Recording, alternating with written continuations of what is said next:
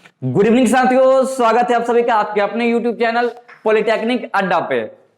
साथियों, इस वीडियो में हम लोग आज शुरू करने वाले हैं केमिस्ट्री का एक अद्भुत चैप्टर जिसका नाम है एटॉमिक स्ट्रक्चर। ये अद्भुत इसलिए है क्योंकि केमिस्ट्री में अगर 30 क्वेश्चन पूछा जा रहा है तब अब उसमें से 2-3 क्वेश्चन जो है इससे 2-3 या बहुत सारे क्वेश्चन इससे जो है पूछे जाते हैं। तो यानी कि ये सबसे इंपॉर्टेंट आपका चैप्टर होने वाला है।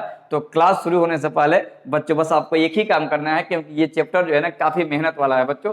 3-4 पार्ट में ये क्लियर होगा, लंबा चैप्टर है, क्वेश्चन भी बहुत सारे पूछे जाते हैं। तो बस बच्चों आपको करना क्या है कि आप लोग देखते रहिए और वीडियो को लाइक करना बिल्कुल ना भूलें और चैनल को सब्सक्राइब नहीं किए होंगे बच्चों तो सब्सक्राइब जरूर कर दीजिएगा क्योंकि आपका प्यार ही हमारे लिए मोटिवेशन है और यही आपको सब जितने भी वीडियो है बनाने के लिए हमारे मदद करेगा और आपका इस एग्जाम जो है एकदम आसान हो जाएगा बच्चों। तो आइए शुरू करते हैं आज का क्लास। और आज का टॉपिक है, कहाँ गया जी? आइए बच्चों देखिए, आज का टॉपिक है एटम। देखिए बच्चों, चैप्टर का नाम भी है एटॉमिक स्ट्रक्चर और ये पार्ट नंबर 1 है, पार्ट 2 और पार्ट 3, 3 पार्ट में ये वीडियो आएगा इसका। तो चलिए पार्ट 1 को हम लोग लेते हैं, थ्योरी को देखते हैं कि इसमें क्या क्या होगा, कैसे होगा। एटम, देखिए बच्चों, एटम एटम के बारे में समझेंगे। एटम को बच्चों परमाणु कहा जाता है। बच्चों क्या कहा जाता है बच्चों? परमाणु कहा जाता है बच्चों। देखिएगा परमाणु क्या है तो किसी तत्व के सूक्ष्मतम कण को यानी कि स्मॉलेस्ट जो पार्टिकल होता है उसी को एटम कहते हैं। देखिए बच्चों, इसमें हम करेंगे क्या कि जो भी डिफिनीशन होगा एकदम छोटा से छोटा करके लिखवाया जाएगा। हाँ, इंफॉर्मेशन बहुत सारे आपको दिया जाएगा ताकि परिभाषा का लोड आप पे नहीं पड़े। जो भी फैक्ट है जो आपके एग्जाम के लिए जरूरी है उसको आप समझ पाइए, ठीक है। देखिएगा इसका डिफिनीशन क्या होता है, तत्व के सूक्ष्मतम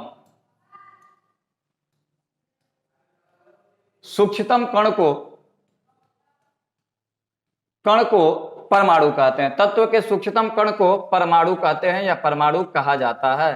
परमाणु कहा जाता है, ठीक है बच्चों। अब यहां पे दूसरा बात जानना आपको यह है कि परमाणु का कंसेप्ट जो है यानी एटम का कंसेप्ट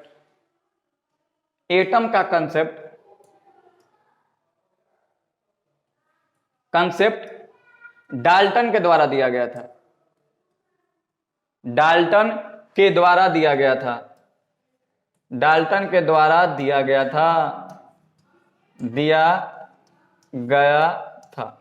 बच्चों आपको याद रखना है जो एटम का जो कंसेप्ट है वो किसके द्वारा दिया गया था? डाल्टन के द्वारा दिया गया था। बच्चों इसको भी याद रखिएगा। और तीसरा जो सबसे इंपॉर्टेंट बात है कि एटम जो है ना ये स्वतंत्र तथा अस्वतंत्र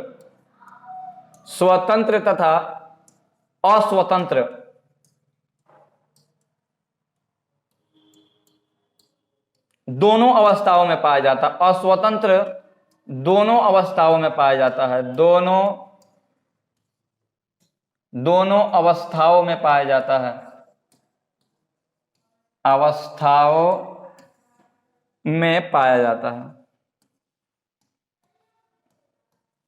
पाया जाता है। बच्चों याद रखिएगा, एटम जो है ना किसी तत्व का सूक्ष्मतम कण होता है जिसे परमाणु कहा जाता है। इसको याद रखिएगा। एटम का जो कंसेप्ट है डाल्टन के द्वारा दिया गया था और ये स्वतंत्र अवस्था में भी पाए जाते हैं और अस्वतंत्र अवस्था में भी पाए जाते हैं। आपके दिमाग में एक क्वेश्चन उठेगा कि सर स्वतंत्र अवस्था में किस रूप में पाया जाता है? तो जैसे कि चांदी हो गया, सोना हो गया, ठीक है, प्लेटिनम हो गया या फिर नोबेल गैस हो गया, ये स्वतंत्र अवस्था में पाए जाते हैं। और अस्वतंत्र क्या है? जैसे हाइड्रोजन है, ऑक्सीजन है, नाइट्रोजन है, ईटीसी। क्योंकि आप देखिएगा ऑक्सीजन कभी भी अकेले नहीं पाया जाता। जब भी होगा ऑक्सीजन तो ऑक्सीजन से संपर्क करेगा, O2 बना लेगा, यानी कि ये स्वतंत्र अवस्था में नहीं पाया जाता। याद रखिएगा परमाणु स्वतंत्र और अस्वतंत्र दोनों रूपों में पाया जाता है। और एक और बात यहाँ पे बोल देते हैं, पॉइंट में लिख लीजिएगा कि यह रासायनिक अभिक्रिया में भाग ले भी सकते हैं और भाग नहीं भी ले सकते हैं, ठीक है। तो चलिए आगे बढ़ते हैं बच्चों, आइए। अब देखो जी, अब नेक्स्ट थ्योरी है डाल्टन एटॉमिक थ्योरी यानी कि डाल्टन एटॉमिक थ्योरी बच्चों। यानी कि इसमें आप देखेंगे डाल्टन का परमाणु सिद्धांत।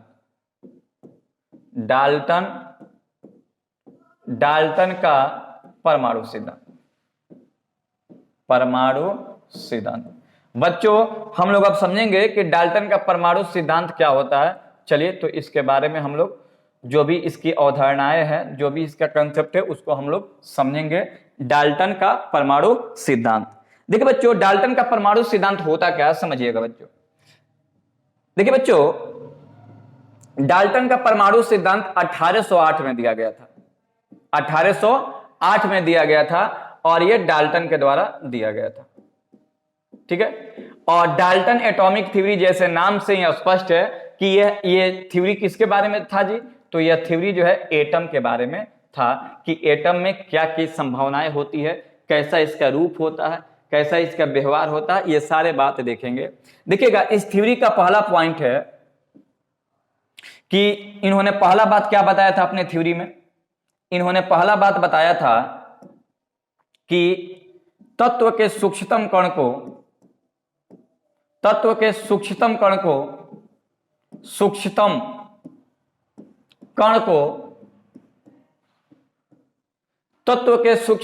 को एटम कहते हैं। यानी कि जो एलिमेंट का सबसे छोटा पार्टिकल होता है उसे एटम कहते हैं।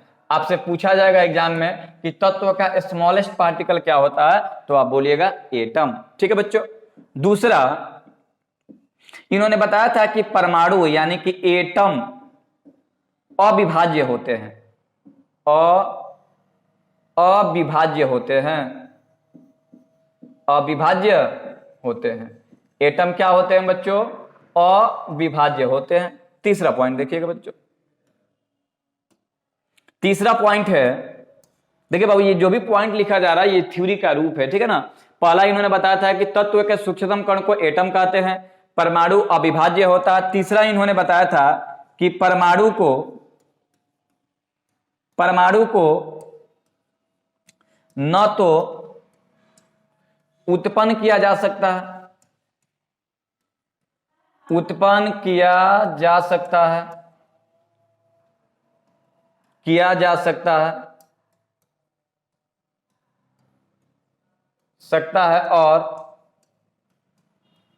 और ना ही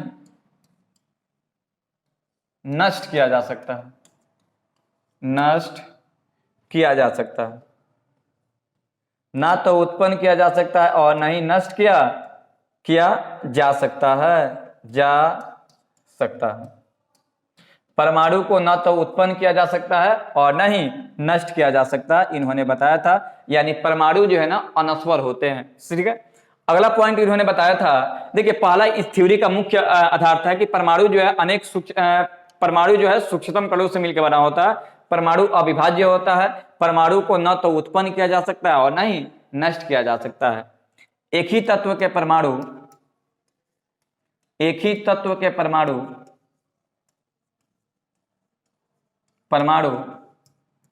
का आकार कमा द्रव्यमान कमा संरचना एक समान होता है। संरचना एक समान होता है। क्या होता है जी बच्चों? एक समान होता है। हाँ, आपके जहन में आएगा सर एक समान कैसे होता है? जैसे मान लेते हैं कि सोना के परमाणु है, तो चाहे हम पहला परमाणु देखें चाहे दूसरा देखें, देखिए याद रखिएगा कोई भी एटम अनंत परमाणुओं से मिलकर बना होता है। तो देखिए इन सब परमाणु का गुण जो है ना आपस में एक समान होगा, रासायनिक गुण भी और भौतिक गुण भी। ठीक है। विभिन्न तत्व के परमाणु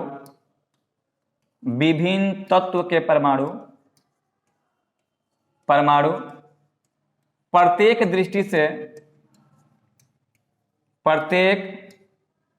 दृष्टि से भिन्न होते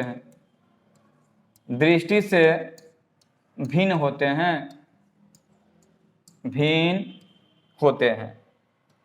तो बच्चों इतना पॉइंट को आप लोग समझिएगा। पहला पॉइंट था कि परमाणु तत्व का सूक्ष्मतम कण होता है परमाणु। दूसरा बात था बच्चों, दूसरा बात क्या था कि परमाणु अविभाज्य होते हैं। डाल्टन का मानना था कि परमाणु अविभाज्य होते हैं, इसका विभाजन नहीं किया जा सकता है। तीसरा था कि परमाणु को ना तो उत्पन्न किया जाएगा और ना ही इसे नष्ट किया जाएगा। चौथा पॉइंट था कि एक ही तत्व के परमाणु है तो उसका आकार, द्रव्यमान, संरचना, रासायनिक गुण एक समान होगा। अगर विभिन्न तत्वों के परमाणु है तब प्रत्येक गुण भिन्न होगा, यानी आकार भी अलग होगा, द्रव्यमान भी अलग होगा, रासायनिक गुण भी अलग होगा। तो इतना पॉइंट को आप लोग लिखिएगा। और भी है जी। और इन्होंने नेक्स्ट पॉइंट बताया था, परमाणु आपस में संयोग करके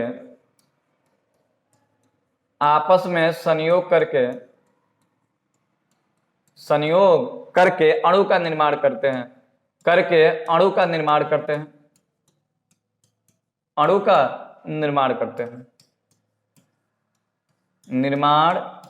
हैं, थ्योरी कमांड रहेगा बच्चों, तो क्वेश्चन जब पूछेगा तो आप आसानी से कर दोगे। अणु का निर्माण करते हैं, जैसे कि हाइड्रोजन और हाइड्रोजन। अरे जी ये क्या लग गया, जैसे कि हाइड्रोजन और जैसे देखिएगा बच्चों, ठीक है चलिए, हाइड्रोजन और हाइड्रोजन आपस में मिलेगा तो H2 बनेगा। तो ये परमाणु जो है आपस में संयोग करके किसका निर्माण कर रहा है, अणु का। ठीक है, अणुओं में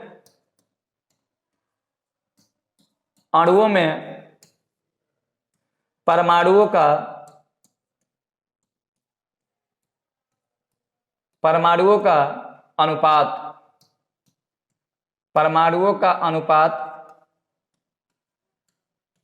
का अनुपात निश्चित होता है। ये भी बहुत इंपॉर्टेंट पॉइंट है, निश्चित होता है। और कहने का मतलब क्या है कि जैसे H2O बन गया तो इसमें हाइड्रोजन 2 है और ऑक्सीजन कितना है, 1 है, तो ये अनुपात निश्चित है। और नेक्स्ट देखिएगा कि यह रासायनिक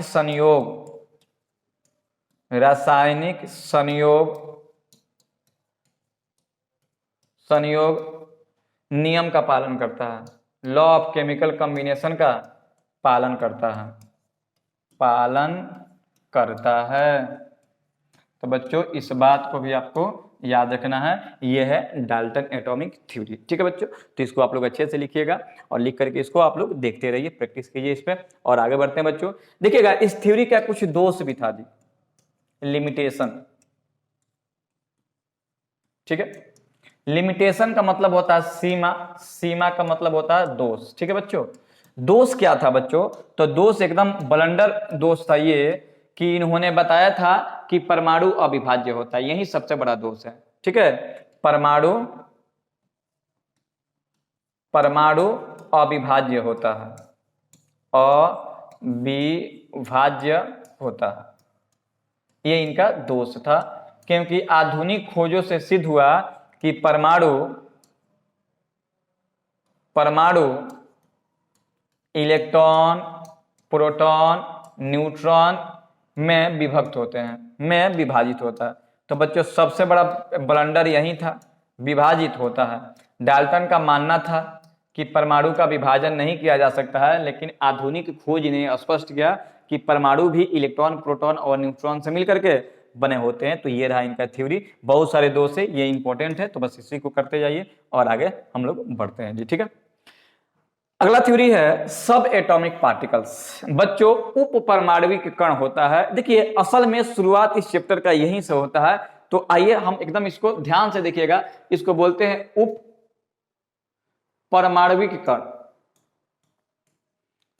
परमाणविक कण, यानी कि सब एटॉमिक पार्टिकल्स, उप परमाणविक कण। देखिए बच्चों उप परमाणविक कण होता क्या है कि देखिए सब एटॉमिक पार्टिकल जो है ना, 2 प्रकार का होता है। एक होता है फंडामेंटल पार्टिकल्स, ठीक है, और एक होता है सब्सिडियरी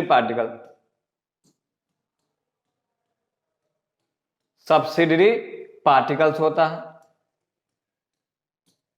ठीक है, सब्सिडियरी पार्टिकल को कहते हैं सहायक कण कहते हैं बच्चों, और फंडामेंटल पार्टिकल को कहते हैं मौलिक कण या मूल कण इसको बोलते हैं। क्या बोलते हैं बच्चों, मूल कण। ये मूल कण क्या होते हैं सब समझेंगे, पहले सब एटॉमिक पार्टिकल। देखिए बच्चों, यानी कि परमाणु में जो कण उपस्थित होते हैं ना, उसी कण को हम लोग क्या कहते हैं, सब एटॉमिक पार्टिकल कहते हैं। ये दो प्रकार का होता है, फंडामेंटल होता है और सब्सिडरी होता है। ठीक है, चलिए तो आगे बढ़ते हैं, इसको क्लियर कीजिएगा। अब है जी फंडामेंटल पार्टिकल, इसी को हम लोग पढ़ना है जी। ये है मौलिक, या इसी को कहते हैं मूल कण। ठीक है बच्चों, मौलिक कण या मूल कण होता है। इसका डिफिनीशन सुन लीजिए और आगे हम लोग बढ़ते हैं। देखिए बच्चों, कोई भी एटम तभी बनता है ना जब उसमें फंडामेंटल पार्टिकल होता है। वैसा परमाणु जो सभी तत्व, देखिएगा, वैसा कण, पार्टिकल्स है ना जी, वैसा कण जो सभी तत्वों में मौजूद होता है उसे हम लोग फंडामेंटल पार्टिकल कहते हैं। देखिए, ये सभी में मौजूद होता है, सभी में उपस्थित होता है, सभी में उपस्थित होता है, बिना इसके कोई पदार्थ बन ही नहीं सकता है, उपस्थित होता है। यानी कि वैसा कण जो सभी तत्वों के परमाणुओं में मौजूद होता है क्या कहलाता है जी, सब एटॉमिक पार्टिकल कहलाता है। और ये कण जो होता है ना अस्थाई होता है बच्चों, क्योंकि ये सभी में होना है तो ये अस्थाई होता है, अस्थाई होता है बच्चों। अब आपके जहन में आएगा कि फंडामेंटल पार्टिकल होते कौन कौन है बच्चों। तो फंडामेंटल पार्टिकल की संख्या जो है ना, इसकी संख्या 3 है। फंडामेंटल पार्टिकल की संख्या कितनी है बच्चों, 3 है। नाम क्या है, इलेक्ट्रॉन, प्रोटॉन और न्यूट्रॉन। याद रखिएगा बच्चों, फंडामेंटल पार्टिकल 3 प्रकार के होते हैं, इलेक्ट्रॉन, प्रोटॉन और न्यूट्रॉन। इसके बिना कोई भी परमाणु का निर्माण नहीं हो सकता है, तो ये इसका फंडामेंटल पार्टिकल है, क्योंकि इसके बिना काम नहीं चलेगा, फंडामेंटल है, इसलिए ये क्या है, अस्थाई है बच्चों। ठीक है, तो आइए अब हम इन तीनों के बारे में पढ़ते हैं कि ये होता क्या क्या है जी। अब देखो जी, फंडामेंटल पार्टिकल में पहला आपको पढ़ना है इलेक्ट्रॉन। ठीक है बच्चों, क्या पढ़ना है बच्चों, इलेक्ट्रॉन के बारे में पढ़ना है। तो इलेक्ट्रॉन के बारे में पढ़ने से पहले इसके बारे में कुछ जानकारी ले लीजिए, उसके बाद इसका डिफिनीशन और उसके बाद इसका फीचर। ठीक है, देखिए बच्चों, इलेक्ट्रॉन का खोज जो है ना 1897 ईस्वी में किया गया था। कब किया गया था बच्चों, 1897 में किया गया था। और ये करने वाले व्यक्ति कौन थे, इसके खोजकर्ता कौन थे, तो जे थॉमसन साहब। थॉमसन लिखते हैं, थॉमसन, इसी को जे थॉमसन भी कहा जाता है, जे थॉमसन या थॉमसन। थॉमसन कहिए बच्चों या टॉमसन कहिए, थॉमसन, ये दोनों का मतलब एक ही है बच्चों। याद रखिएगा, इलेक्ट्रॉन का खोज 1897 में, जो भी आपको हम यहाँ पे पॉइंट बोल रहे हैं बच्चों, लिखते चलना है, क्योंकि यही देखिए, इसमें सिर्फ आपको हम देखो, ये जो वीडियो है ना बच्चों पूरा थ्योरेटिकल है और बिना थ्योरी का चैप्टर क्वेश्चन नहीं बनेगा। तो इत्मीनान से थ्योरी को सुनिए और लिखिए, हम वही बात बोलेंगे जो आपके एग्जाम के लिए बहुत ही कारगर है बच्चों। ठीक है, तो आप लोग सुनते जाइएगा। इसका खोज किसने किया था, जे थॉमसन साहब ने किया था। और इसका खोज जो है ना कैथोड रे एक्सपेरिमेंट के द्वारा हुआ था, कैथोड रे एक्सपेरिमेंट। बच्चों याद रखिएगा, इलेक्ट्रॉन का खोज जो है ना कैथोड रे एक्सपेरिमेंट के द्वारा हुआ था। देखिए, इसका खोज जो है थॉमसन साहब ने किया था। इन्होंने बताया था कि पदार्थ में एक कोई ऋणावेशित पार्टिकल होता है जो धनावेश की ओर आकर्षित होता है, लेकिन इलेक्ट्रॉन का इलेक्ट्रॉन नाम जो है ना जे स्टोनी साहब ने रखा था, जे स्टोनी। याद रखिएगा, जे स्टोनी इसका नामकरण किए थे। क्या किए थे जी, नामकरण। ठीक है, याद रखिएगा, इलेक्ट्रॉन जो है ना किसके इक्वल होता है, तो कैथोड रे के इक्वल होता है, कैथोड रे जैसा होता है। कैथोड रे को ही हम लोग क्या कहते हैं, इलेक्ट्रॉन कहते हैं बच्चों। एकदम ये खास पॉइंट है, एकदम याद इसको करके रखना है। इलेक्ट्रॉन जो है ना, इलेक्ट्रॉन जो है कैथोड रे को ही इलेक्ट्रॉन कहते हैं। याद रखिएगा, कैथोड रे निगेटिव होती है बच्चों। कैसी होती है बच्चों, निगेटिव होती है। जब भी कोई पार्टिकल निगेटिव होता है, पॉजिटिव पोल की ओर आकर्षित होता है जी। ठीक है, इतना बात आप लोग समझ गए, इलेक्ट्रॉन जो है निगेटिव होता है। और बात एक दो देखिएगा जी, इलेक्ट्रॉन शब्द जो है ना ग्रीक वर्ड से बना है, ये ग्रीक वर्ड है। ओहो क्या लिखते हैं, देखिएगा बच्चों, इलेक्ट्रॉन शब्द जो है ना ग्रीक वर्ड से लिया गया है इलेक्ट्रॉन वर्ड को, जिसका ग्रीक वर्ड किससे लिया गया है? तो इलेक्ट्रॉन से लिया गया है। इलेक्ट्रॉन से लिया गया। देखो उसमें सी होता है लेकिन इसमें क्या होता है? के होता है, जिसका अर्थ जो है ना बादल होता है। जिसका अर्थ क्या होता है? जो बादल होता है, यानी क्लाउड होता है, यानी कि जहां भी इलेक्ट्रॉन पाया जाता है एकदम बादल के रूप में पाया जाता है बच्चों। तो इन सारे बातों को आप लोग याद रखिएगा, ठीक है। अब इसका डिफिनीशन आपको बताएंगे, याद रखिएगा। खोज किए थे थॉमसन, इन्होंने बताया था कि पदार्थ में एक निगेटिव पार्टिकल होता है, किसके द्वारा? कैथोड रे एक्सपेरिमेंट के द्वारा। लेकिन इलेक्ट्रॉन नाम किसने रखा था? जे स्टोनी ने रखा था। बच्चों देखो ये बहुत सारे थ्योरी है जो आप लोग बुक खरीदे होंगे उसमें नहीं दिया हुआ है, तो ये सारे थ्योरी एकदम बेहतरीन तरीके से आपको संलग्न करके पढ़ाया जा रहा है बच्चों। तो बस आपको करना क्या है कि नोट्स बनाते चलना है, क्योंकि क्वेश्चन खाली पढ़ने से एग्जाम नहीं क्लियर होता बच्चों। नोट्स एकदम आप बनाइए ताकि आपके एग्जाम में काम आए बच्चों। आइए हम इसका डिफिनीशन देखते हैं। कहता है कि वैसा मौलिक कण, वैसा, अरे यार क्या ही लिखा गया। देखिए बच्चों डिफिनीशन इसका, डिफिनीशन देखिएगा जी। वैसा मौलिक कण, वैसा मौलिक कण जो नहीं जी, वैसा मौलिक कण जिस पर, वैसा मौलिक कण जिस पर एक इकाई का मतलब होता है एक यूनिट, एक इकाई ऋणावेश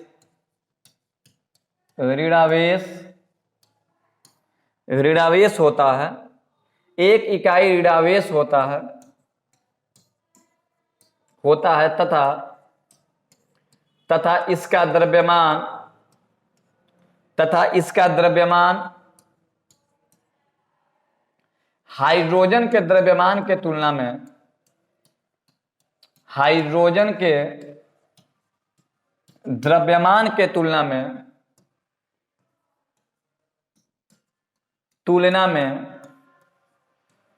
1/1837 गुना होता है, 1/1837 गुना होता है, उसे इलेक्ट्रॉन कहते हैं। इलेक्ट्रॉन कहते हैं। इसे ई से सूचित किया जाता है। ई, अब ई या तो ऐसे लिखेंगे या ई माइनस ऐसे लिखेंगे से, या फिर इसको ऐसे लिखेंगे E-10 से सूचित किया जाता है। बच्चों, किया जाता है। चलो बच्चों किया जाता है जी। बच्चों इसमें समझना क्या है कि इसका जो इसमें चार्ज होता है ना बच्चों, चार्ज जो है ना 1 यूनिट निगेटिव चार्ज होता है, ठीक है, 1 यूनिट होता है निगेटिव चार्ज। और मास जो है ना हाइड्रोजन के रिस्पेक्ट में 1/1837, बच्चों कहीं कहीं 37 दिया रहता है, कहीं कहीं 1840, कहीं कहीं 1850 दिया रहता है, तो इस बात को भी याद रखिएगा, गुना होता है। चलिए तो ये है इसका डिफिनीशन को आप लोग लिखिए और इसके बाद इसका हम फीचर देखेंगे बच्चों। आइए फीचर शुरू करते हैं जी, ठीक है। चलिए फीचर देखिएगा इसका बच्चों, क्या क्या इसमें पढ़ना। बच्चों देखिए पढ़ने के लिए तो बहुत सारे बात है, लेकिन एकदम हम आपको फिल्टर बातें यहाँ पे बताएंगे जो आपके लिए जरूरी है बेहद। चलिए जी,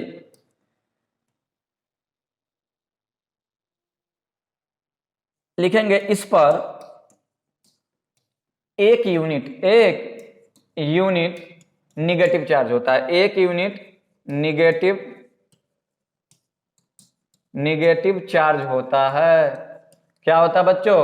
एक यूनिट निगेटिव चार्ज होता है। इस बात को याद रखिएगा।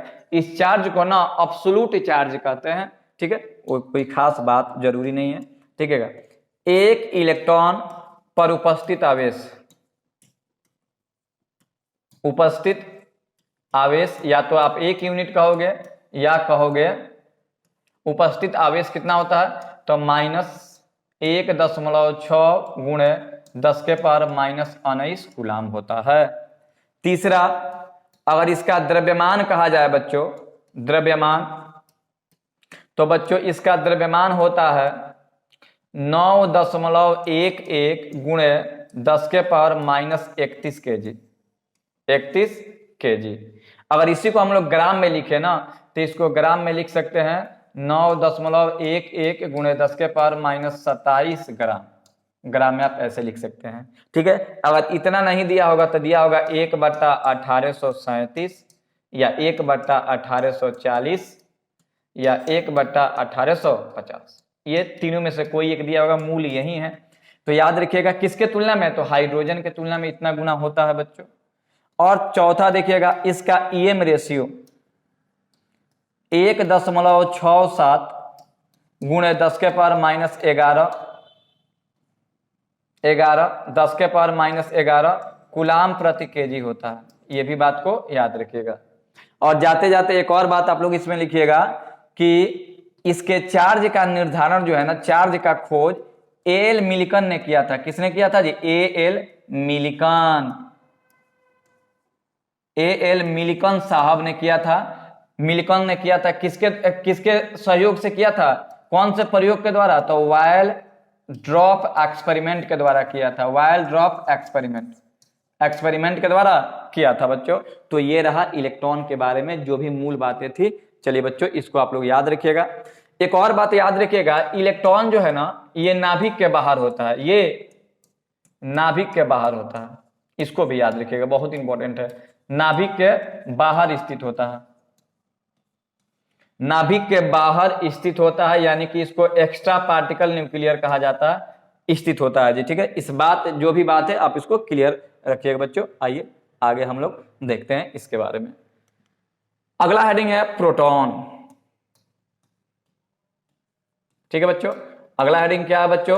अगला हेडिंग है प्रोटॉन। देखिए बच्चों, प्रोटॉन के बारे में क्या है कि इसका खोज जो है ना 1889 ईस्वी में किया गया था। ईस्वी कोई ज्यादा महत्वपूर्ण बात नहीं है, तो इसमें आप इसके पीछे आप लोग अति मत होइएगा, पागल मत होइएगा। देखिएगा, इसका खोज जो है ना गोल्डस्टीन ने किया था। गोल्डस्टीन ने किया था, खोजा ये था, लेकिन इसका नामकरण जो है ना रदरफोर्ड द्वारा किया गया था। रदरफोर्ड किसके द्वारा किया गया था जी? रदरफोर्ड द्वारा किया गया था। याद रखिएगा बच्चों, प्रोटॉन का खोज गोल्डस्टीन ने किया था और इसका नामकरण किसने किया था? रदरफोर्ड के द्वारा किया गया था। तो ऑप्शन में कोई एक ही आपसे पूछेगा प्रोटॉन का खोज किसने किया था। देखिएगा, प्रोटॉन का खोज जो है ना एनोड रे एक्सपेरिमेंट द्वारा किया गया था। एनोड रे एक्सपेरिमेंट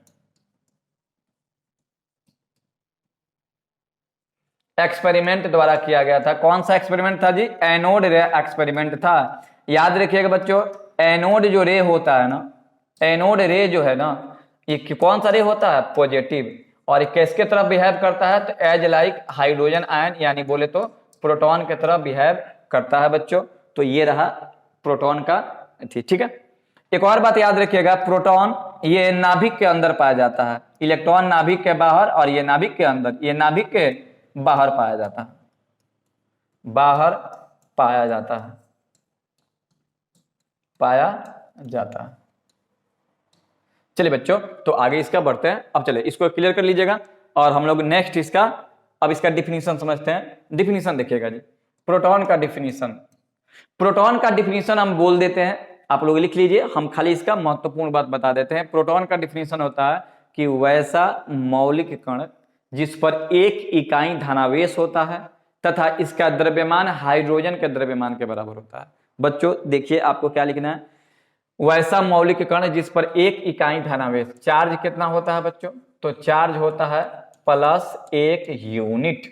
ठीक है बच्चों, ठीक है। और इसका मास कितना होता है? तो मास होता है हाइड्रोजन के बराबर, यानी कि H के बराबर होता है, हाइड्रोजन के बराबर।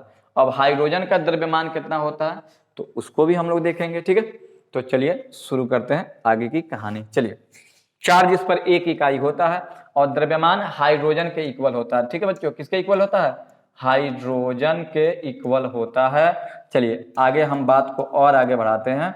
देखिएगा जी, अब कोई कहेगा कि चार्ज ऑन एक प्रोटॉन पे चार्ज ले रहा है, एक प्रोटॉन पे, हिंदी ही देखो, हिंदी के क्लास है तो हिंदी ही देखिए, एक प्रोटॉन पर आवेश कितना होगा, तो याद रखिएगा एक प्रोटॉन पे आवेश जो है ना इलेक्ट्रॉन के बराबर होता है, और कितना होता है, तब प्लस 1.6 गुणे 10 के पावर माइनस 19 कूलम्ब होता है। ठीक है, अब इसकी अगर मास की बात करें तो हाइड्रोजन के बराबर होता है, और हाइड्रोजन का द्रव्यमान होता है 1.67 गुणे 10 के पावर माइनस 27 केजी।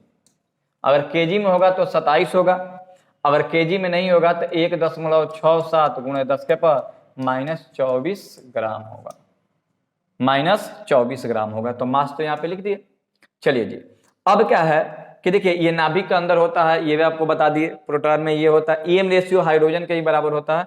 चलिए अब क्या है बाबू, ईएम रेशियो जो है इलेक्ट्रॉन के बराबर होता है, इलेक्ट्रॉन का जितना लिखे थे इसका भी उतना ही होगा, एनोड रे द्वारा किया गया था। अब एक बात याद रखिएगा, इसका सिंबल क्या होता है, सिंबल भी देख लो। देखिएगा प्रोटॉन को या तो P से सूचित करते हैं, या P प्लस से सूचित करते हैं, या H प्लस से सूचित करते हैं। जहां भी बच्चों H प्लस से दिखाई देना हाइड्रोजन आयन, आप समझ जाइए कि प्रोटॉन की बात कर रहा है बच्चों। ठीक है, तो ये रहा प्रोटॉन। ठीक है, अब देखिएगा अगला जो हेडिंग है उसका नाम है न्यूट्रॉन। न्यूट्रॉन, ठीक है, न्यूट्रॉन का पहले सबसे पहले आप जान लो कि इसका खोज 1932 में हुआ था, 1800 नहीं 19 में। ठीक है, और खोजने वाला व्यक्ति कौन था, तो जेम्स चैडविक, जेम्स चैडविक था जी। खोजने वाला व्यक्ति कौन था, तो जेम्स चैडविक महोदय थे। ठीक है, चैडविक महोदय थे। तो बच्चों हाँ जी, अब देखो इसको कैसे सिंबलाइज किया जाता है, इसका सिंबल होता है क्या, तो इसका सिंबल होता है एन, स्मॉल एन होता है।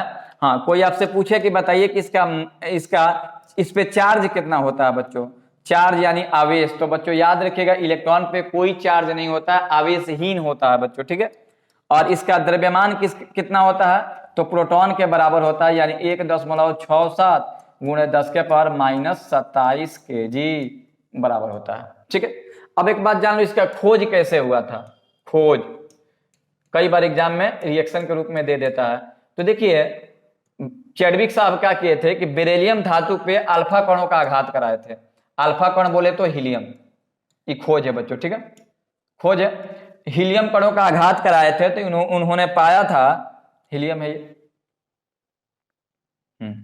चलो सब हाँ जी, हीलियम कणों का आघात कराया था, हीलियम बोले तो He यानी कि 2 और ये 4। ठीक है बच्चों, और अगर इसकी बात करें बेरिलियम है, तो अगर ये 2 हो गया। ठीक है, चलिए ये 4 होता है परमाणु संख्या, ये 9 होता है। हीलियम का मतलब कि परमाणु संख्या 2 और द्रव्यमान 4। तो बच्चों हुआ क्या था कि जब बेरिलियम पर अल्फा कणों का आघात कराया गया था तो कार्बन प्राप्त हुआ था, और कार्बन के अलावा एक नया पार्टिकल खोज हुआ था। कार्बन का परमाणु संख्या 6 और ये 12, 9 4 13 है ना, तो एक यहाँ पे ये था, ऐसे बना था जी। ठीक है बच्चों, तो एक नया पार्टिकल ये खोज हुआ था N01, इसी का नाम पड़ा था न्यूट्रॉन। ठीक है बच्चों, न्यूट्रॉन को N से सूचित किया जाता है, या फिर कहीं ऐसे भी दिया रहेगा 1N01 दिया रहेगा, तो हम इसको कहेंगे न्यूट्रॉन बच्चों। ठीक है, तो न्यूट्रॉन का खोज हुआ था। कोई आपसे पूछे कि बताइए कि न्यूट्रॉन का डिफिनेशन क्या है, तो बोलिएगा वैसा मौलिक कण जो जिसपे शून्य आवेश होता है तथा इसका द्रव्यमान हाइड्रोजन के द्रव्यमान के बराबर होता है। और याद रखिएगा यह नाभिक के अंदर पाया जाता है, यह नाभिक के अंदर पाया जाता है, अंदर पाया जाता है, पाया जाता है, नाभिक के अंदर पाया जाता है बच्चों। इस बात को आप लोग याद रखिएगा। ठीक है, तो ये रहा आपका न्यूट्रॉन के बारे में एक्सप्लेनेशन। ठीक है, आगे बढ़ते हैं।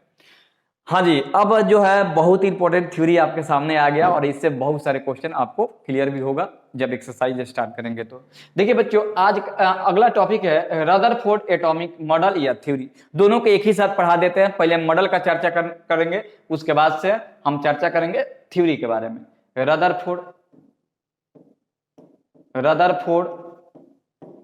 का परमाणु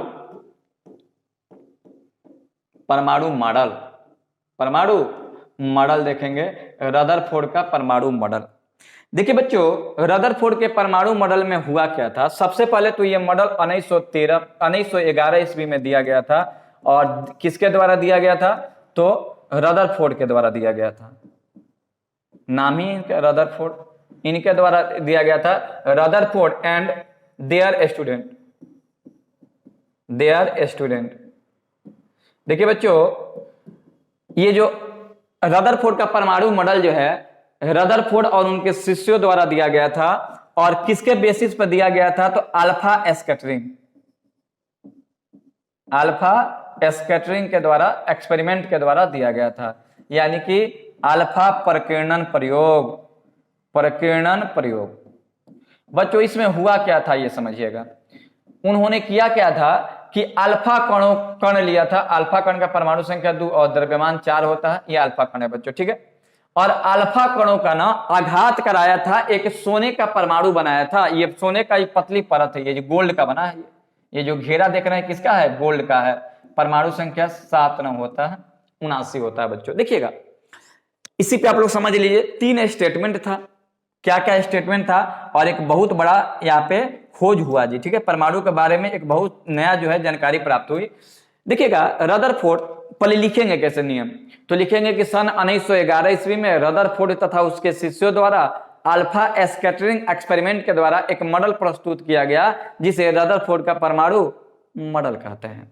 इस मॉडल की प्रमुख बातें निम्न है। हुआ क्या जी कि उन्होंने अल्फा कणों का प्रहार सोने के पत्थर पे करा। ये जो सोने का देख रहे हैं, ये जो गोला देख रहे हैं वृत्त, ये सोने का है जी। तो उन्होंने देखा कि अधिकांश किरण जो है ना सोने के पत्थर को पार कर जा रहा है। देख रहे हो, ये पार कर जा रहा है, बिना डिफ्लेक्शन का पार कर गया, इधर से भी पार कर गया। तो इन्होंने बताया कि भाई परमाणु का जो अधिकांश भाग होता है खाली होता है। पहला बात इन्होंने बताया था। पहला स्टेटमेंट क्या था, जब उन्होंने थ्योरी दिया तो थ्योरी में पहला बात बताया कि अधिकांश अल्फा पार्टिकल सोने के पत्थर को पार कर जा रहा है, अर्थात इन्होंने बताया कि परमाणु का अधिकांश भाग खाली होता है।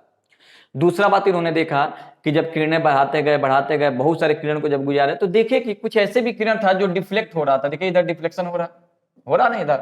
यानी इससे साबित हुआ कि परमाणु के अंदर एक धनावेशित भाग है, धनावेशित भाग है। इन्होंने दूसरा बात बताया कि परमाणु के अंदर एक कौन सा भाग है जी, धनावेशित भाग है।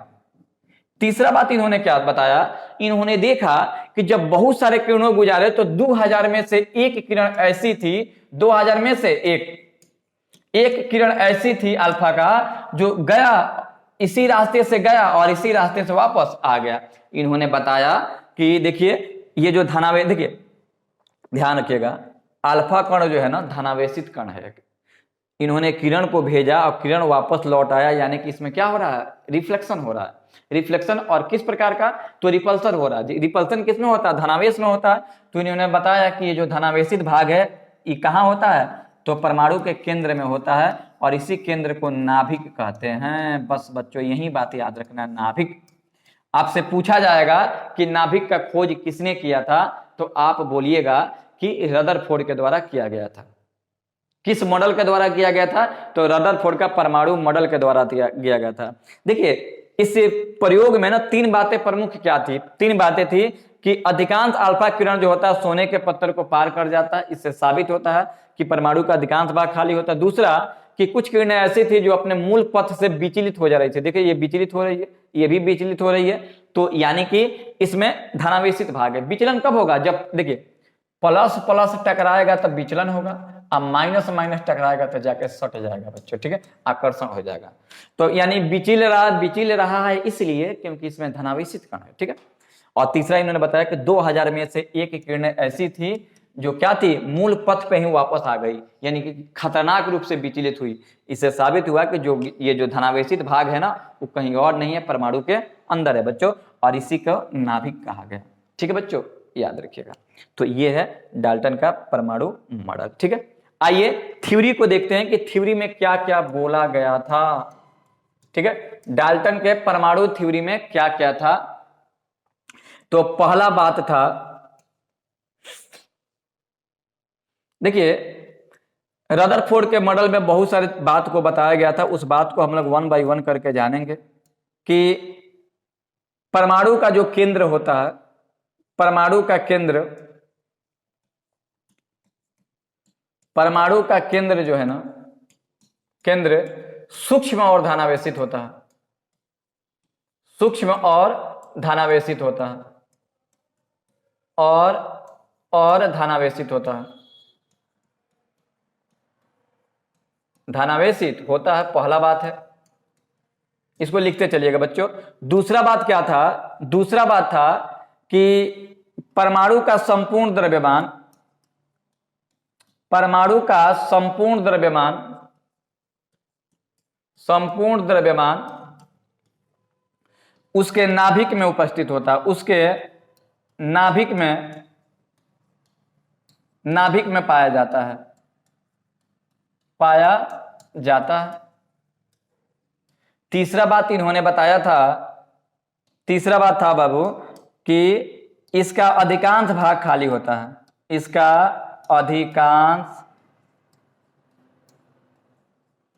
अधिकांश भाग खाली होता है, भाग खाली होता है। ठीक है बच्चों, परमाणु का अधिकांश भाग खाली होता है। चौथा जो पॉइंट था कि इलेक्ट्रॉन जो है नाभिक के चारों ओर, जैसे देखिए ये नाभिक है, तो इन्होंने बताया था कि इलेक्ट्रॉन जो है नाभिक के चारों ओर बंद वृत्ताकार पथ पे चक्कर लगाता है और इसकी ऊर्जा जो है ना घटती है। इस पॉइंट को आप लोग लिख लीजिएगा। चौथा पॉइंट पर हम लोग चर्चा करेंगे, बोलते चलेंगे, आप लोग लिखते चलिएगा बच्चों। चौथा पॉइंट था कि इलेक्ट्रॉन, जैसे कि मान लेते हैं कि ये कोई नाभिक है, ठीक है, एटम है और एटम का ये नाभिक है और यहाँ के बाहर क्या इलेक्ट्रॉन है। इन्होंने चौथा पॉइंट बताया था कि इलेक्ट्रॉन नाभिक के चारों ओर बंद वृत्ताकार पथ पे चक्कर लगाता है और इसकी ऊर्जा धीरे धीरे घटती जाती है और एक समय ऐसा आएगा कि नाभिक में गिर जाएगा, इनका ये मानना था। पांचवा पॉइंट था कि इलेक्ट्रॉन नाभिक के चारों ओर इस प्रकार चक्कर लगाता है। पांचवा पॉइंट में लिखेंगे कि इलेक्ट्रॉन नाभिक के चारों ओर इस प्रकार से चक्कर लगाता है जैसे सौर मंडल में सूर्य के चारों ओर ग्रह। यानी इसकी तुलना इन्होंने किससे किया था, तो ग्रह से किया था, सूर्य से किया था। अब बहुत बड़ा ये ब्लंडर मिस्टेक भी था। ठीक है, इन्होंने बताया था कि परमाणु की त्रिज्या जो है ना, परमाणु की त्रिज्या यानी एटम का रेडियस जो है ना 10⁻⁸ मीटर होता है और इसको हम बदले सेंटीमीटर में तो 10⁻⁻10 सेंटीमीटर होता है, परमाणु का त्रिज्या होता है। ठीक है, इसको भी आप लोग याद रखिएगा, कई बार पूछा है एग्जाम में। और नेक्स्ट याद रखिएगा, परमाणु का आकार, परमाणु का जो आकार है ना, आकार वो 10⁻⁻10 मीटर और नाभिक का आकार जो है ना, नाभिक का आकार जो है 10⁻⁻15 मीटर होता है। 10 के पावर क्या होता है जी, 10⁻⁻15 मीटर होता है, 15 मीटर होता है। याद रखिएगा, परमाणु का आकार जो है 10⁻⁻10 मीटर होता है और नाभिक का आकार जो है 10⁻⁻15 मीटर होता है। तो ये रहा इसके मूलभूत, इसके जो भी कंसेप्ट थे ये, इसको आप लोग क्लियर कर लीजिएगा और इसको आगे हम लोग बढ़ेंगे। चलिए देखिएगा, इस थ्योरी का कुछ दोष भी था जी, लिमिटेशन भी इसमें पढ़ना था। लिमिटेशन क्या था, तो पहला लिमिटेशन बोल देंगे बच्चों, लिखेंगे नहीं, जगह का यहाँ पे अभाव है। ये नाभिक है और ये है इलेक्ट्रॉन। देखिए पहला कमी ये था कि रदरफोर्ड का मानना था कि जब इलेक्ट्रॉन नाभिक के चारों ओर चक्कर लगाएगा तो इसकी ऊर्जाएं घटेगी और एक समय ऐसा आएगा कि नाभिक में गिर जाएगा और परमाणु का अस्तित्व समाप्त हो जाएगा। जब दोनों एक ही पास आ जाएगा तब तो दोनों सट जाएगा, परमाणु का अस्तित्व खत्म हो जाएगा, इनका ये मानना था। लेकिन बाद में यह पता चला कि नहीं, चक्कर तो लगाता है लेकिन ये इसके ऊर्जा में किसी प्रकार का कोई कमी नहीं होता, तो ये इनका दोष था। दोष में क्या लिखेंगे कि रदरफोर्ड के अनुसार इलेक्ट्रॉन जब चारों नाभिक के चारों ओर चक्कर लगाता है तो उसके ऊर्जा में कमी आती है, अर्थात वह नाभिक में एक समय के बाद गिर जाएगा। लेकिन ऐसा नहीं होता, ये इसकी क्या है, कमी है। दूसरा ये कमी था कि इन्होंने इसकी तुलना जो है ना सौर मंडल से कर दिया था, सौर मंडल से, और ये सबसे बड़ा ब्लंडर मिस्टेक है जी, क्योंकि परमाणु का तुलना सौर मंडल से कर ही नहीं सकते हैं आप। ठीक है, सौर मंडल अलग चीज है, परमाणु अलग चीज है, तो ये इसकी कमी थी जी। ठीक है, तो ये बहुत सारे इसमें कमी है, तो चलिए इसको इतना ही रहने देते हैं, आगे हम बढ़ते हैं अगले थ्योरी पे। चलिए जी अगला थ्योरी देखते हैं। देखिए बाबू, रदरफोर्ड में एक ही बात आपको जानना है ना कि नाभिक का खोज रदरफोर्ड के द्वारा किया गया था, यानी नाभिक का खोज परमाणु किसने किया था, रदरफोर्ड ने किया था। ठीक है, अगला थ्योरी है थॉमसन का एटॉमिक मॉडल। Thompson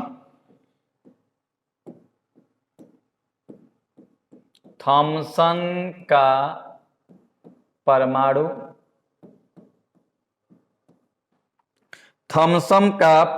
model.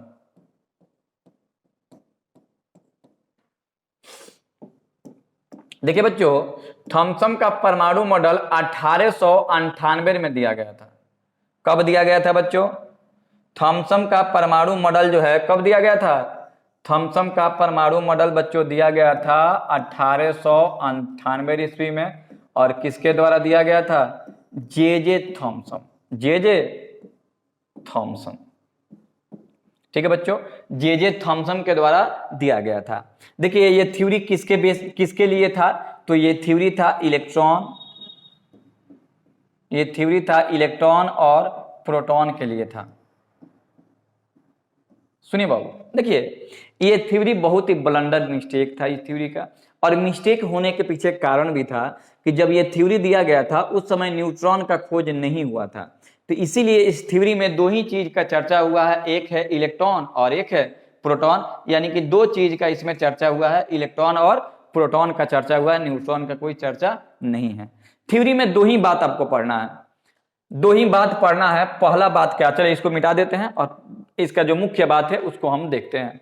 देखिए इस थ्योरी का प्रमुख बात यह है ना कि थॉमसन साहब ने बताया था कि किसी भी एटम के अंदर जो देखिए ये जो थ्योरी है दो ही चीज के लिए था। पॉजिटिव चार्ज बोले तो प्रोटॉन के लिए था और निगेटिव चार्ज बोले तो इलेक्ट्रॉन के लिए था। यहाँ पे लिखा भी है जी positive charge, negative charge, electron और प्रोटॉन।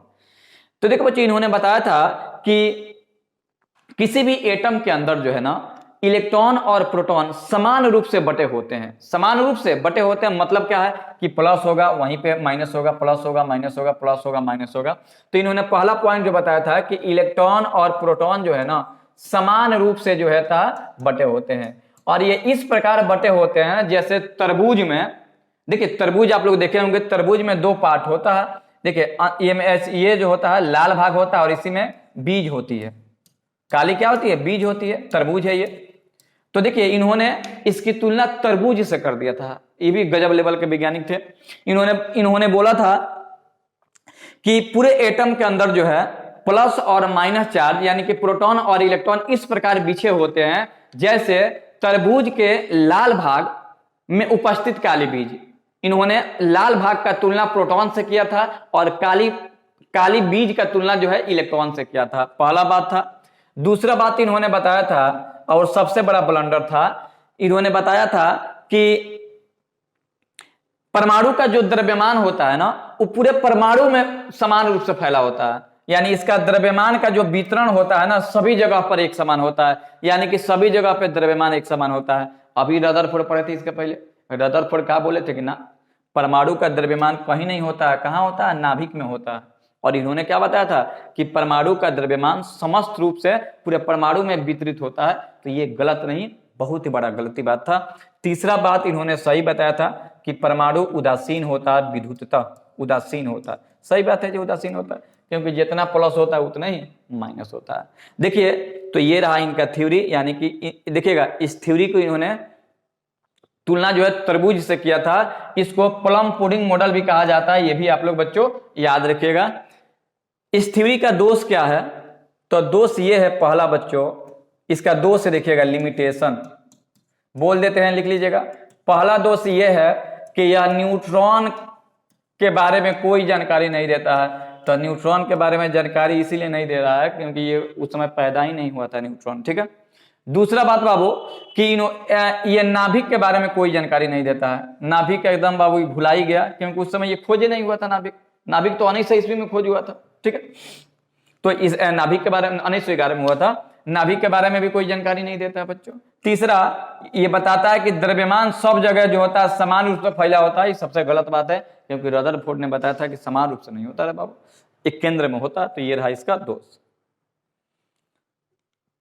अगला थ्योरी है बोर एटॉमिक थ्योरी, बहुत ही सुंदर थ्योरी है बोर एटॉमिक थ्योरी, यानी कि बोर का परमाणु सिद्धांत। बोर का परमाणु सिद्धांत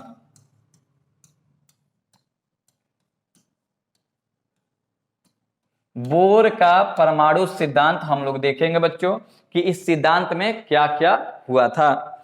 देखिए बच्चों, बोर का परमाणु सिद्धांत बहुत ही इंपॉर्टेंट थ्योरी है, क्योंकि इससे क्वेश्चन नहीं आया तो फिर किससे आएगा, खतरनाक है ये, तो आना ही आना है। 1913 ईस्वी में दिया गया था और ये देने वाले व्यक्ति कौन थे, तो नील्स बोर थे। नील्स बोर कौन वैज्ञानिक थे जी, नील्स बोर थे। और इन्होंने रदरफोर्ड का जो दोष था ना, उस दोष को ये लगभग दूर कर दिए थे। दोष को क्या किए थे जी, रदरफोर्ड के परमाणु मॉडल का जो दोष था उसको दूर किए थे। तो आइए बोर का परमाणु मॉडल है उसको हम लोग 1 बाय 1 करके समझते हैं। तो आइए शुरू करते हैं जी। चलिए देखिए, ये है परमाणु, बोलते चलेंगे आप लोग लिखते चलेगा। ये है नाभिक और ये है इलेक्ट्रॉन, और ये है बहुत सारा इसका कक्षक है। ये बहुत सारा इसका क्या है, कक्षक है। ये सेल है KLMN, इसको एनर्जी लेवल कर दें तो E1 E2 E3 E4 E5, ये कक्षक का एनर्जी है। चलिए बच्चों, इसमें क्या क्या बताया गया था उसको हम लोग फटाफट समझ लेते हैं। पहला बात था बच्चों, बोलेंगे लिखिएगा, बोर ने पहला अपना थ्योरी में पहला स्टेटमेंट दिया था कि इलेक्ट्रॉन, ये इलेक्ट्रॉन है जी और ये है नाभिक। इन्होंने क्या बताया था बच्चों, इन्होंने बोला था कि इलेक्ट्रॉन नाभिक के चारों ओर, ये इलेक्ट्रॉन है बच्चों, इलेक्ट्रॉन नाभिक के चारों ओर बंद वृत्ताकार पथ पे चक्कर लगाता। देखो तो ये जो पथ है क्या है, बंद है ना। तो इन्होंने बोला था कि इलेक्ट्रॉन बंद वृत्ताकार पथ पे चक्कर लगाता है। इसी पथ को सेल कहते हैं बच्चों। क्या कहते हैं बच्चों, इसी पथ को सेल कहते हैं या फिर इसी को ऑर्बिट कहते हैं। क्या कहते हैं बच्चों, इलेक्ट्रॉन नाभिक के चारों ओर बंद वृत्ताकार पथ पे चक्कर लगाता है, इस पथ को सेल या ऑर्बिट कहते हैं।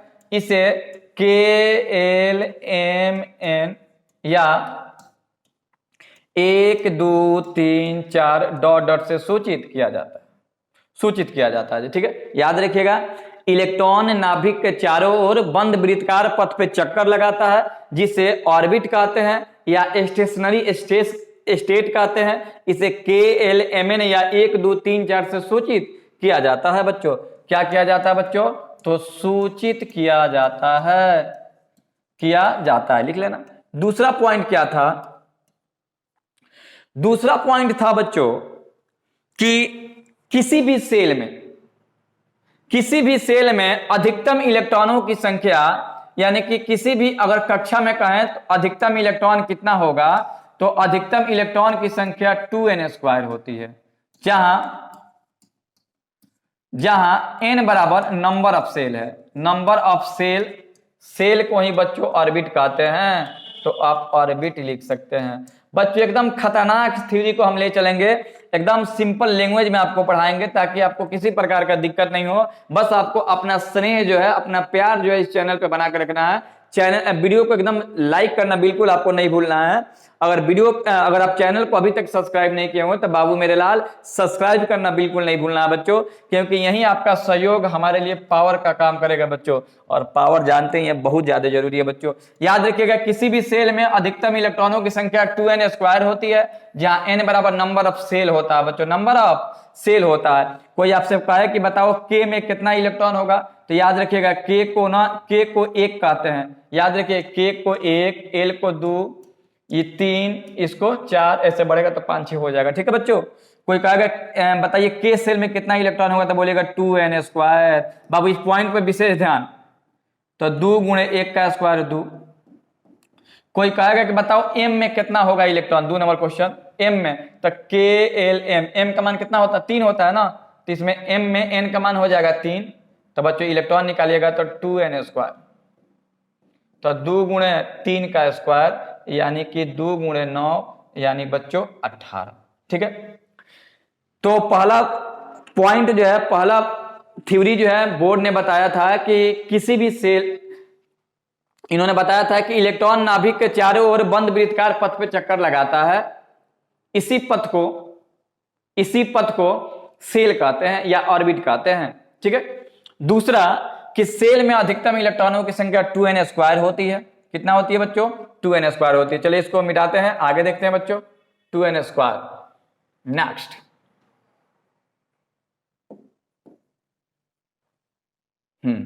अब क्या था जी, इन्होंने तीसरा बात क्या बताया था, इन्होंने तीसरा बात बताया था कि प्रत्येक सेल में ऊर्जा की एक निश्चित मात्रा संलग्न होती है। 3 नंबर पॉइंट क्या था बच्चों, कि प्रत्येक सेल में, ये जो सेल आप देख रहे हो, कक्षक देख रहे हो बच्चों, प्रत्येक सेल में ऊर्जा की एक निश्चित मात्रा संलग्न होती है, जिसे ऑर्बिट एनर्जी कहते हैं। देख लो E1 E2 E3 orbit energy कहते हैं। क्या कहते हैं बच्चों, ऑर्बिट एनर्जी कहते हैं। तीसरा पॉइंट नंबर 4 देखिएगा, 4 बहुत ही खास था। 4 बताया था इन्होंने कि जब इलेक्ट्रॉन उच्च ऊर्जा स्तर से निम्न में कूदता है या निम्न से उच्च में जाता है, सुनिएगा, इन्होंने बताया था कि जब इलेक्ट्रॉन उच्च ऊर्जा स्तर से निम्न ऊर्जा स्तर में कूदता है तो ऊर्जा का उत्सर्जन होता है, तथा जब निम्न ऊर्जा स्तर से उच्च ऊर्जा स्तर में प्रवेश करता है तो ऊर्जा का अवशोषण होता है। यह अंतर 1 फोटॉन के बराबर होता है, यानी कि डेल्टा ई जो है ना, डेल्टा ई कैसे निकालते हैं, तो E2 - E1, ठीक है, पहला ऑर्बिट का एनर्जी माइनस दूसरा ऑर्बिट का एनर्जी।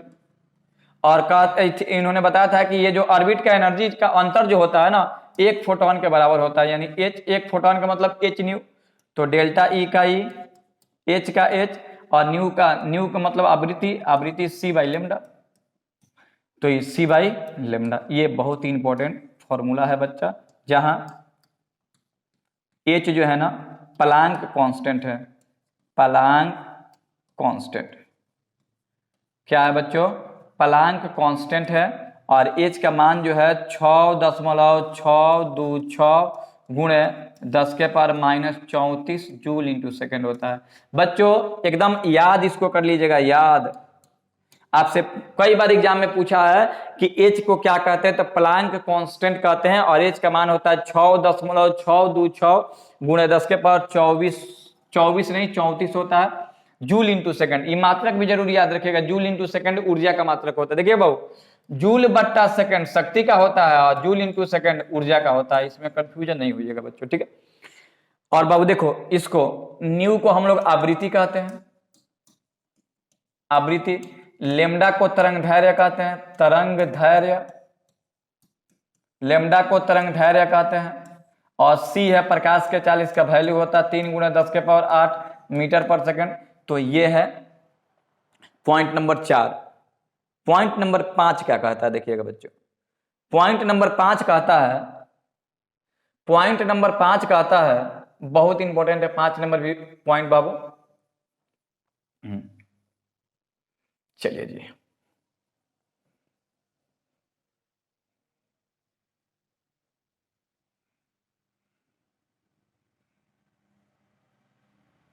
पॉइंट नंबर 5 जो भी है, 5 चलिए, पॉइंट नंबर 5। पॉइंट नंबर 5 कहता है बच्चों कि इलेक्ट्रॉन उन्हीं कक्षा में मूव कर सकता है। देखिए बाबू, इलेक्ट्रॉन है, ये मूव करता है तो उसी कक्षा में मूव कर सकता है जिसका कोणीय संवेग यानी कि mvr बराबर nh/2π हो। याद रखिएगा बच्चों, इन्होंने 5वां पॉइंट बताया था कि इलेक्ट्रॉन उसी कक्षा में गति कर सकता है जिसका कोणीय संवेग mvr बराबर nh/2π हो, ठीक है। mvr एक कोणीय संवेग है। अगर बाबू आपको पाई निकालना हो तो फॉर्मूला हो जाएगा nh बट्टा, नीचे आ जाएगा 2 × mvr हो जाएगा। तो ये है, और भी नियम था, लेकिन ये जितना भी 5 बताए हैं ये बहुत ही कारगर है, इससे क्वेश्चन आपके एग्जाम में पूछे हुए हैं। तो ये है बोर का परमाणु मॉडल, ठीक है। आइए आगे बढ़ते हैं, अगला थ्योरी देखते हैं। अगला थ्योरी ये भी खतरनाक है, बोर से रिलेटेड है, इसका नाम है बोरी योजना। बोरी योजना, स्कीम का मतलब योजना होता है, बोरी योजना। बस इसको एक शब्दों में बताना चाहेंगे कि यह योजना जो है ना, सेल में इलेक्ट्रॉनों के वितरण को बताता है। किसमें वितरण को बताता है, सेल में इलेक्ट्रॉनों के वितरण को बताता है। इसमें पहला रूल जो है कहता है कि किसी भी सेल में यानी कि ऑर्बिट में अधिकतम इलेक्ट्रॉनों की संख्या, अधिकतम इलेक्ट्रॉनों की संख्या इलेक्ट्रॉनों की संख्या 2n स्क्वायर होती है, 2n स्क्वायर होती है। बच्चों इन्होंने बताया था कि किसी भी सेल में अधिकतम इलेक्ट्रॉनों की संख्या जो होती है 2n स्क्वायर होती है। मतलब क्या, 2n स्क्वायर बोले तो n बराबर number of cell, number of cell क्या होता है बच्चों, नंबर ऑफ सेल होता है बच्चों, ठीक है। और देखिए बोरी बोरी योजना का जो स्वरूप है ना, रूप जो है वो इस प्रकार से होता है। पहला में 2 इलेक्ट्रॉन होता है, दूसरा में 8 होता है, 2 8 8 18 18 32 होता है, ठीक है। ये इसका स्वरूप होता है। तो यही है बोरी बोरी योजना का स्कीम है, ठीक है। पहले बोलता है कि पहला में 8 होता है, उसके बाद से बदलते रहता है। चलिए आगे बढ़ते हैं हम लोग। अब है पॉली एक्सक्लूसिव प्रिंसिपल, पॉली का अपवर्जन सिद्धांत, पॉली का अपवर्जन सिद्धांत, अपवर्जन सिद्धांत थ्योरी बोल देंगे, एग्जाम्पल समझा देंगे बच्चों, ठीक है। देखिए बाबू, पॉली का अपवर्जन सिद्धांत जो है ना, पॉली का अपवर्जन सिद्धांत बाबू,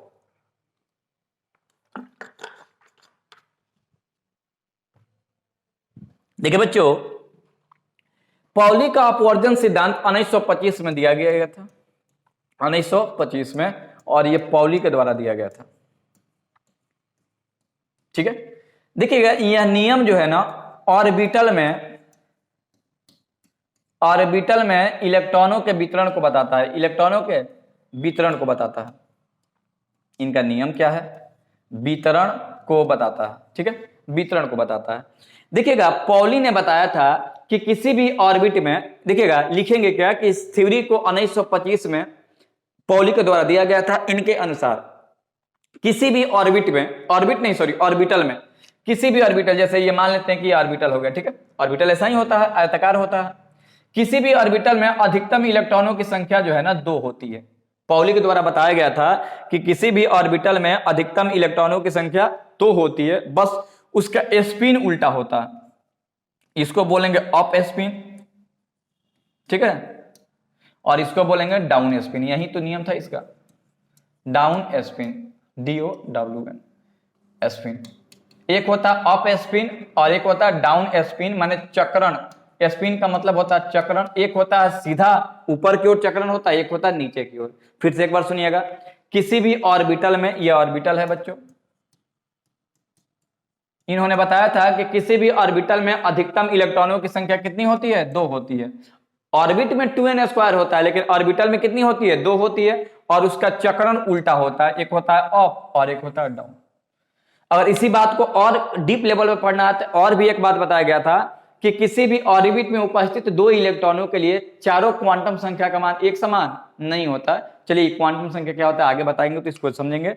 अभी फिलहाल इसको डिफिनेशन में लिख लीजिएगा कि किसी ऑर्बिटल में इलेक्ट्रॉनों के भरने से संबंधित पॉली ने जो सिद्धांत 1925 में दिया था उसे पॉली एक्सक्लूसिव प्रिंसिपल कहते हैं। इस सिद्धांत के अनुसार किसी भी ऑर्बिट में अधिकतम इलेक्ट्रॉनों की संख्या 2 होती है और उसका स्पिन उल्टा होता है। चलिए जी आगे थ्योरी देखते हैं, पॉली हो गया।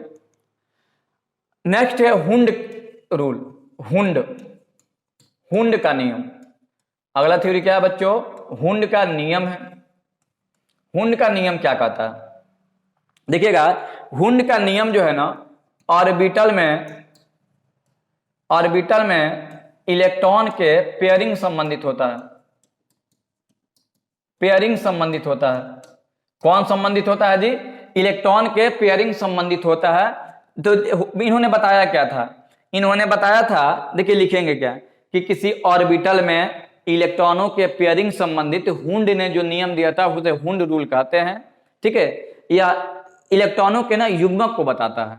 इन्होंने बताया क्या था कि किसी भी ऑर्बिट में उपस्थित इलेक्ट्रॉनों का पहले शेयरिंग होता है, उसके बाद से बचे इलेक्ट्रॉन का पेयरिंग होता है। मतलब क्या है, एक एग्जांपल देखिएगा, जैसे मान लेते हैं कि आपके पास इलेक्ट्रॉन है 3d7 है, 3d क्या है बच्चों 7 है, और इसका क्या करना है ना कि ऑर्बिट में इलेक्ट्रॉनों को फिल करना है बच्चों। डी आप जानते हैं ना कि डी ऑर्बिटल में 5 ऑर्बिटल होता है, 1 2 3 4 5 होता है बच्चों। 7 इलेक्ट्रॉन को भरना है, 3 होने बताया था कि पहले इलेक्ट्रॉन का शेयरिंग होगा, उसके बाद पेयरिंग होगा, मैंने पहले एक एक भरेंगे। आप जानते हो कि एक ऑर्बिटल में 2 ही आ सकता है, ऐसा नहीं है कि आप ऐसे भर दो 2, 2 4, 2 6, 1 7।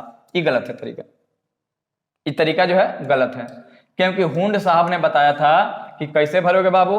तो भरने का तरीका है कि पहले एक एक भरो, 3D 7 है बच्चों, 1 1 1 1 और 1, ठीक है बच्चों। अब उसके बाद अगर इलेक्ट्रॉन बच गया तो उसका पेयर करो, नहीं तो नहीं करो। तो देखो तो बच्चों 5 को तो हो गया, अब क्या भरेंगे, तो ये 6 और 1 7 हो गया बच्चों। तो ऐसे ही इसका पेयरिंग किया जाता है। तो इसमें देख लो पेयरिंग इतना हो गया, अगर इसका ऑन पेयर पूछे तो ऑन पेयर कितना हो गया, 3 हो गया। तो ऑर्बिट में इलेक्ट्रॉनों के पेयरिंग और शेयरिंग संबंधित ये नियम दिया गया था बच्चों, ठीक है।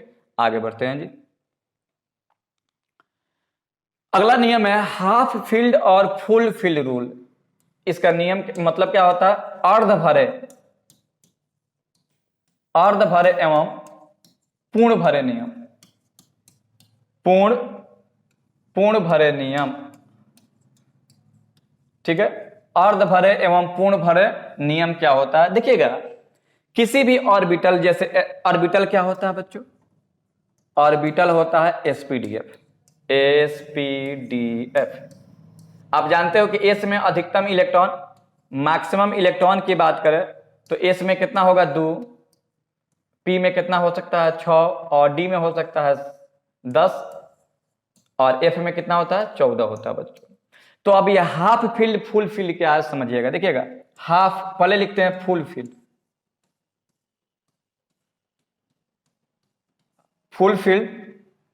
और दूसरा हाफ फील्ड,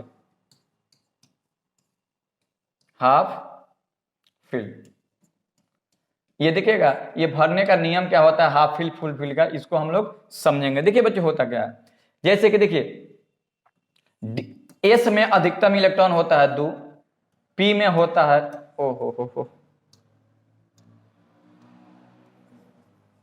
चलिए हाँ जी, देखिए एस में अधिकतम इलेक्ट्रॉन कितना होता है 2, पी में कितना होता है 6, डी में कितना होता है 10, और एफ में कितना होता है, तो ये होता है 14, ठीक है बच्चों। उसी प्रकार से अगर हाफ फील्ड की बात करें तो एस में होता है 2, लेकिन अगर 1 रहे तो हाफ फील्ड हो जाएगा, पी में होता है 6, अगर 3 रहे तो हाफ फील्ड हो जाएगा, डी में रहता है 10, अगर 5 रहे तो हाफ फील्ड हो जाएगा, एफ में रहता है 14, अगर 7 रहे तो हाफ फील्ड हो जाएगा। तो यही होता है half field full field rule होता है बच्चों, ठीक है। देखिएगा इसका यूज कहाँ होता है, जब भी कोई एलिमेंट हाफ फील्ड या फुल फील्ड का निर्माण करता है तो उसका इलेक्ट्रॉनिक तो स्टेबिलिटी को प्राप्त करने के लिए ऐसा करता है। कोई भी एलिमेंट अस्थायी होने के लिए ऐसा करता है। जैसे आप लोग इलेक्ट्रॉनिक विन्यास जब आप लिखिएगा क्रोमियम का या कॉपर का, तो उसमें आपको देखने को मिलेगा हाफ फील्ड और फुल फील्ड रूल। इसका परमाणु संख्या 24 होता है और इसका 29 होता है, बहुत ही इंपॉर्टेंट है। तो ये है हाफ फील्ड फुल फील्ड। हाँ देखिएगा इसमें नोट में लिख लीजिएगा, एकदम इंपॉर्टेंट है बच्चों, कि half field full field element के स्टेबिलिटी को दर्शाता है। किसको दर्शाता है बच्चों, स्टेबिलिटी को दर्शाता है। चलिए आगे देखते हैं बच्चों। और अगला नियम है अफबाऊ प्रिंसिपल। क्या है बच्चों, अफबाऊ प्रिंसिपल, अफबाऊ का सिद्धांत, ठीक है बच्चों। किसका सिद्धांत पढ़ना है बच्चों, अफबाऊ का सिद्धांत पढ़ना है। अफबाऊ के सिद्धांत में होता क्या है बच्चों समझिएगा। अफबाऊ के सिद्धांत में इलेक्ट्रॉन को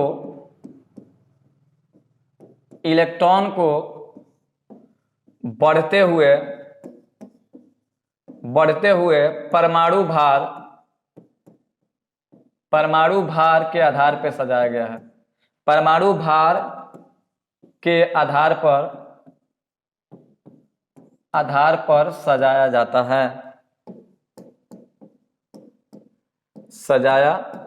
है, देखिए बच्चों आप यूं समझिए कि अफबाऊ प्रिंसिपल से आप इलेक्ट्रॉनिक विन्यास लिखना सीखते हो। और देखो जी सबसे इसमें महत्वपूर्ण बात यह है ना, अरे यार इलेक्ट्रॉनों के बढ़ते हुए परमाणु भार नहीं ना रे बाबू, बढ़ते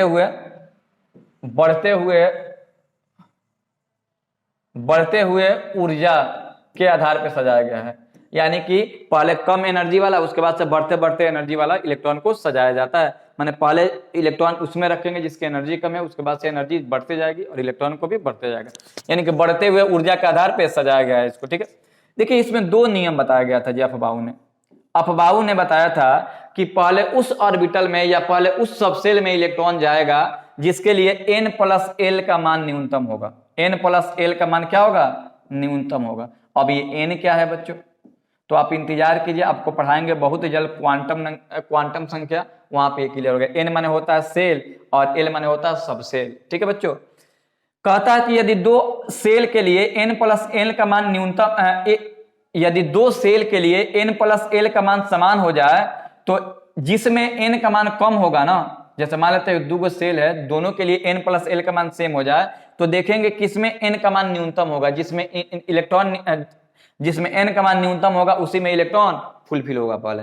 ठीक है, अब आपके मन में आएगा कि सर नियम कानून छोड़िए, बताइए कि एक्चुअली इसमें होगा क्या। तो आइए इसको आप लोग लिख लीजिएगा और हम क्या करते हैं कि इसको कैंसिल करते हैं। हाँ जी, देखो जी, अफबाऊ प्रिंसिपल में ना इलेक्ट्रॉन को कैसे सबसेल या ऑर्बिटल में फुलफिल किया जाता है, इसी को बताया गया था बच्चों।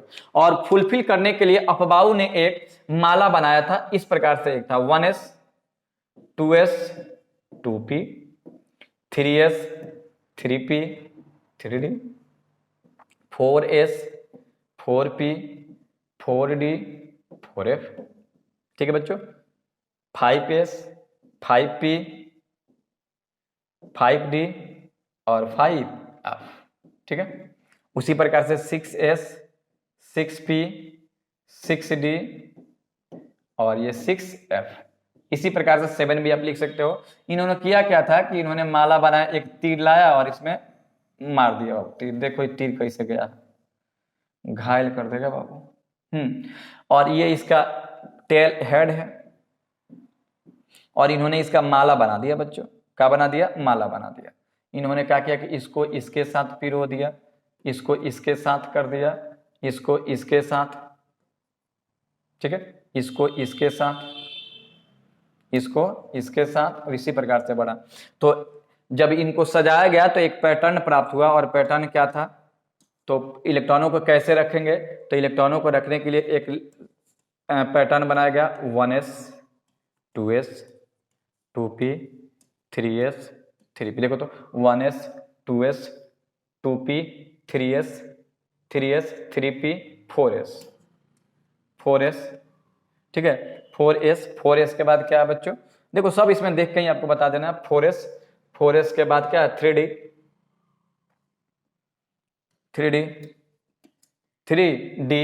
3d के बाद क्या है बच्चों? तो 3d के बाद है 4p के बाद क्या है? 5s के बाद क्या है? 4d। इसी प्रकार से आपको सजाना है। देखो इसकी एनर्जी सबसे ज्यादा ऐसे आपको करके सजाना है। मैंने कहने मतलब पहले इसमें इलेक्ट्रॉन आएगा तब इसमें आएगा, इस प्रकार से ये होता है बच्चों। ठीक है, तो बच्चों करना क्या है आपको बस आपको ये वाला पैटर्न याद कर लेना है। इसी से इलेक्ट्रॉन को इलेक्ट्रॉनिक विन्यास लिखा जाता है। 1s2 2s2 2p6 3s2 3p6 4s2 3d10 4p6। बच्चों कम से कम इतना सभी बच्चों को याद होना चाहिए। अगर इतना याद होगा ना तब किसी का भी इलेक्ट्रॉनिक विन्यास लिख लेंगे। ठीक है, जैसे मान लेते हैं कि आपको कह रहा है कि सोडियम का लिखिए, तो सोडियम का बस गिन लो 11 कहाँ आ रहा है, 2 2 4 6 10 1 11 यहाँ पे आएगा ना। सोडियम का लिखना तो बस 11 कहाँ तक पहुंचेगा? तो 1s2 2s2 2p6 3s, बस यहाँ पे 1 हो गया। वैसे ही जो भी लिखना होगा आप लोग लिख दीजिएगा। ये था अफबाऊ प्रिंसिपल, याद रखिएगा। अफबाऊ प्रिंसिपल में इलेक्ट्रॉन को बढ़ते हुए ऊर्जा के क्रम में सजाया जाता है। और ये नियम याद रखिएगा, यह नियम किसके लिए था? तो ऑर्बिटल नहीं, याद रखिएगा अफबाऊ प्रिंसिपल जो है ना सबसेल में इलेक्ट्रॉनों के वितरण को बताता है। सबसेल में इलेक्ट्रॉनों के वितरण को बताता है। इसको एकदम नोट में याद रखिएगा। और याद रखिएगा इस थ्योरी में इलेक्ट्रॉन को बढ़ते हुए ऊर्जा के क्रम में सजाया गया है। ठीक है, तो ये इस थ्योरी की सार्थकता है बच्चों। चलिए आगे बढ़ते हैं। अफबाऊ प्रिंसिपल खत्म हुआ जी आज का सेशन। ठीक है, देखिए बच्चों, इसके बाद हम लोग अगले सेशन में फिर मिलेंगे। और देखिए ये चैप्टर जो है ना 3 पार्ट में कम से कम जाएगा, तो बच्चों और प्रैक्टिस को लेकर के ये 4 सेशन में भी जा सकता है। तो बच्चों करना क्या है कि देखिए थ्योरी का मतलब ही होता है कि पूरा एक्सप्लेन करके पढ़ना, इसलिए वीडियो अगर बड़ा भी है तो उसमें कोई दिक्कत नहीं है, आप लोग अच्छे से इसको पढ़िए, ठीक है बच्चों। और ये हम लोग का टेलीग्राम है, बहुत जल्द इस पे पीडीएफ आपको प्रोवाइड कराया जाएगा। और ये आप लोग जिस पे हमको अभी आप देख रहे हैं, ये हम लोग का चैनल है, अगर आप बच्चे सब्सक्राइब नहीं किए होंगे तो सब्सक्राइब कीजिए। इस वीडियो में इतना ही, मिलते हैं नेक्स्ट वीडियो में इसके अगले पार्ट के साथ, तब तक के लिए जय हिंद।